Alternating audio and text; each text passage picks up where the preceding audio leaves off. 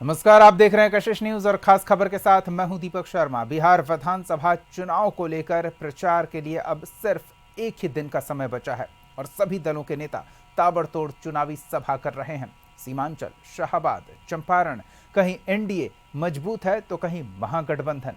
चुनौती 2020 में जीती हुई सीटों को बचाने की है तो नई सीटें जीतने की भी। दोनों गठबंधनों के साथ ओवैसी ने भी कई सीटों पर उम्मीदवार उतारा है। पीएम मोदी, सीएम नीतीश और तेजस्वी यादव के साथ कांग्रेस के नेता अलग अलग विधानसभा क्षेत्रों में चुनावी सभा कर रहे हैं। क्या है समीकरण और चुनाव मैदान में कितने उम्मीदवार हैं, सब बताएंगे। साथ ही देखेंगे रांची पुलिस ने कैसे किया नशे के बड़े कारोबार का खुलासा। तो अगले आधे घंटे तक बने रहिए हमारे साथ। और पहले खबर बिहार के चुनावी दंगल की। वोटिंग के आंकड़ों पर कयास के बीच दूसरे चरण के मतदान के लिए प्रचार चल रहा है।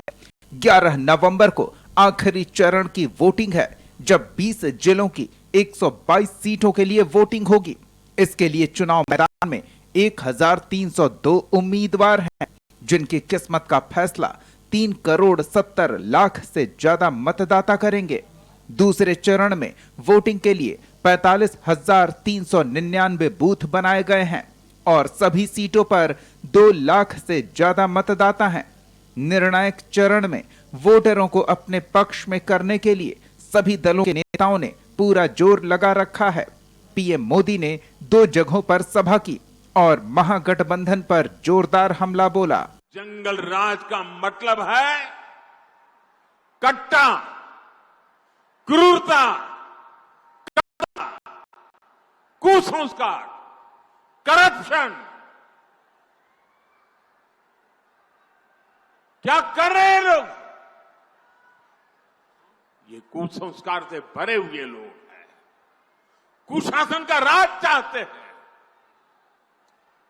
भारत रत्न जननायक कर्पूरी ठाकुर जी, भोला पासवान शास्त्री जी, ऐसे महान नेताओं ने बिहार को सामाजिक न्याय और विकास का विश्वास दिया था।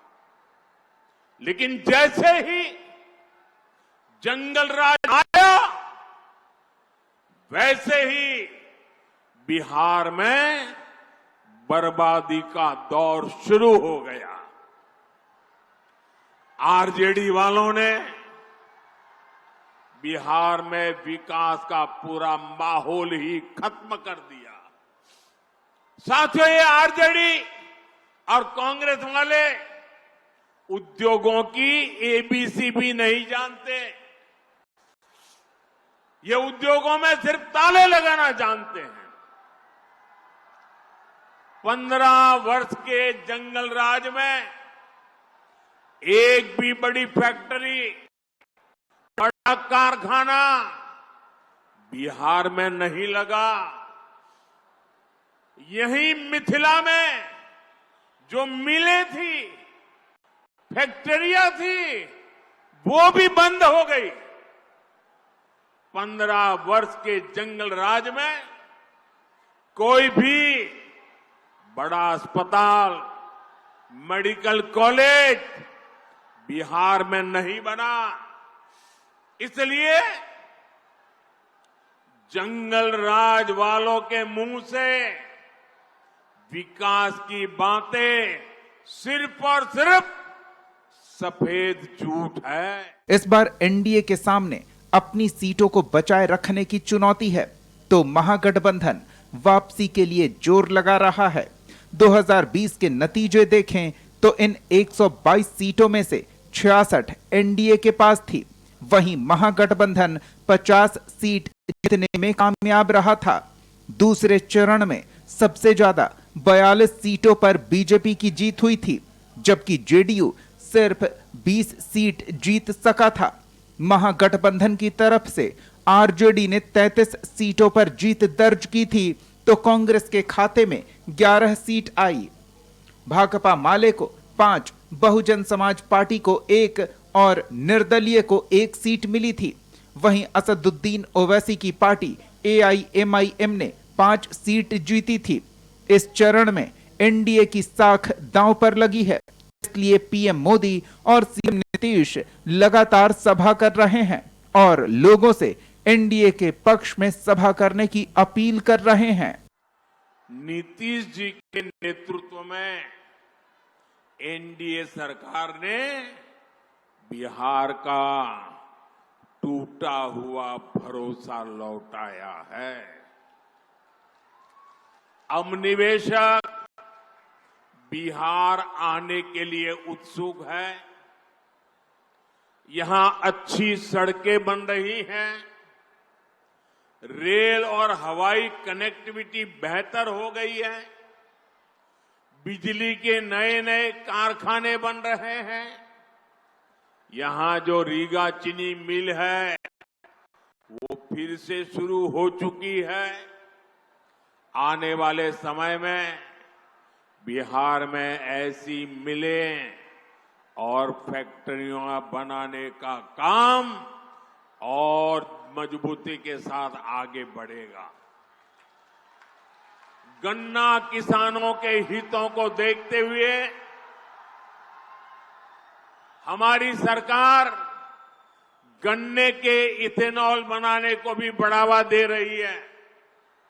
साथियों, भाजपा एनडीए जो कहती है वो करके दिखाती है।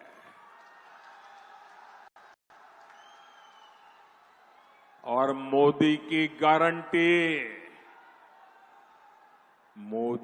गारंटी मतलब गारंटी पूरा होने की गारंटी।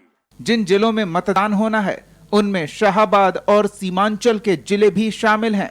इनमें से कई सीटों पर असदुद्दीन ओवैसी की पार्टी के उम्मीदवार हैं और महागठबंधन की नजर भी इन सीटों पर है। ओवैसी भी लगातार सभा कर रहे हैं। वहीं आरजेडी कांग्रेस के नेता भी पूरा जोर लगा रहे हैं। और सावित्री जी को इस बार आप लोग लालटेन पर बटन दबा करके भारी बहुमत से बनाने का काम कीजिए। जिताइएगा तो हाथ उठा करके बताइए, जिताइएगा। एक मौका मिलेगा तेजस्वी को सरकार बनाने का। दोनों हाथ उठा के बताइए, सरकार बनाना है, मेहमानों का राज बदलना है कि नहीं बदलना है, नौकरी चाहिए कि नहीं चाहिए। सरकार बनते हैं जिस परिवार के पास सरकारी नौकरी नहीं है उस परिवार में एक सरकारी नौकरी हम लोग देने का काम करेंगे। बस समय कम है। आज 19 जगह जो है हमारी जनसभाएं हैं, कल अंतिम प्रचार का दिन है, लेकिन सभी लोगों को साथ लेकर के चलिए। हम लोग एक नया बिहार बनाएंगे कि पढ़ाई दवाई कमाई के लिए कोई बिहारी हमारा बाहर ना जाए, ऐसा प्रदेश हम लोग बनाने का काम करें। खेती किसानी से आप कमा सकते थे। यहाँ पे जो बुजुर्ग बैठे हैं, किसान हैं, बताएंगे कि खेती से कमा भी सकते और रोजगार भी बनते थे। क्यों बहने, सच बात है कि नहीं? खेती में काम करते थे, मजदूरी का काम करते थे, अपनी खेती होती थी तो कमाई हो जाती थी। आज क्या परिस्थिति है? कमा के देखो, सुबह से शाम तक खून पसीना बहाओगे, खेती में काम करोगे, लेकिन कमा नहीं पाओगे। सरकार से कोई मदद नहीं मिलती किसानों को। आपको उपज का दाम मिल रहा है? नहीं मिल रहा है। आपको न्यूनतम समर्थन मूल्य मिलता है? नहीं मिलता है। प्रधानमंत्री एक चीज को बराबर बोलते हैं सीमांचल को जब आती है कि सीमांचल में घुसपैठी आ गया। क्या बताओ यहाँ पर कोई नेपाली बांग्लादेशी है? तो प्रधानमंत्री क्यों बदनाम करते हैं इस गयूर सरजमीन को? सब कुछ पटना, भागलपुर, दरभंगा में खोला जाता है। सीमांचल क्या लावारिसों का इलाका है? क्या सीमांचल में इंसानों की बस्ती नहीं है? हम आप सबको बताना चाह रहे मेरे भाई, अगर आप मानते हैं कि सीमांचल से इंसाफ होना चाहिए तो फिर आपको मजलिस इत्तेहादुल मुस्लिमीन के पतंग छाप पर बटन दबाना पड़ेगा।